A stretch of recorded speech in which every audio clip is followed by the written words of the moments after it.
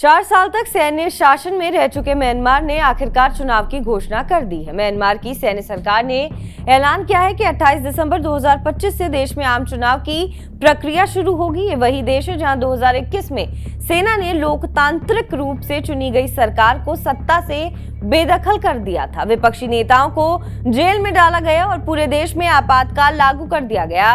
अब जब सेना खुद चुनाव करा रही है तो सबसे बड़ा सवाल यही उठता है कि क्या ये वाकई लोकतंत्र की वापसी है या फिर सिर्फ दिखावे का ये खेल है। म्यांमार के चुनाव आयोग ने कहा कि मतदान चरणबद्ध तरीके से होगा और बाकी तारीखों की घोषणा जल्द की जाएगी। लेकिन इसी के साथ ये भी सामने आया है कि बहुत सारे विपक्षी नेताओं और दलों को चुनाव लड़ने की इजाजत ही नहीं दी गई। कुछ ने चुनाव का बहिष्कार किया और कुछ को तकनीकी कारणों से बाहर कर दिया गया। सेना प्रमुख मिन ऑन्ग ह्लाइंग ने सुरक्षा के नाम पर सख्त कानून लागू कर दिए हैं। जिन इलाकों में सेना को विरोध का डर है वहां पर चुनाव विरोधियों को लंबे समय की जेल या मृत्यु दंड तक की धमकी दी जा चुकी है। सवाल ये भी उठता है कि जब तक देश में मीडिया पर रोक, विरोधी नेताओं पर केस और हजारों राजनीतिक कैदी जेल में हैं, तब तक चुनाव की वैधता कैसे मानी जा सकती है। पश्चिमी देश इस प्रक्रिया को शक की नजर से देख रहे हैं। उनका कहना है कि सेना सिर्फ सत्ता को वैध दिखाने की कोशिश कर रही है, ना कि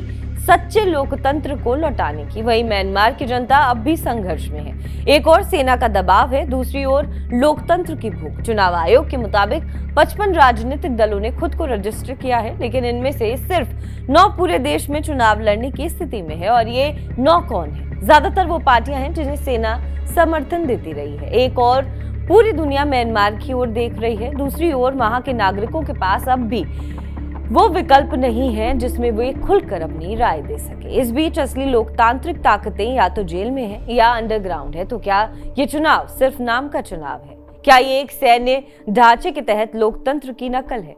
ये कहना जल्दबाजी होगी कि म्यांमार का दिसंबर चुनाव देश में स्थायित्व लाएगा या फिर और अस्थिरता फैलाएगा। लेकिन इतना जरूर तय है कि ये चुनाव सिर्फ म्यांमार का मुद्दा नहीं बल्कि पूरे दक्षिण एशिया और विश्व के लिए लोकतंत्र की दिशा में एक बड़ी परीक्षा है।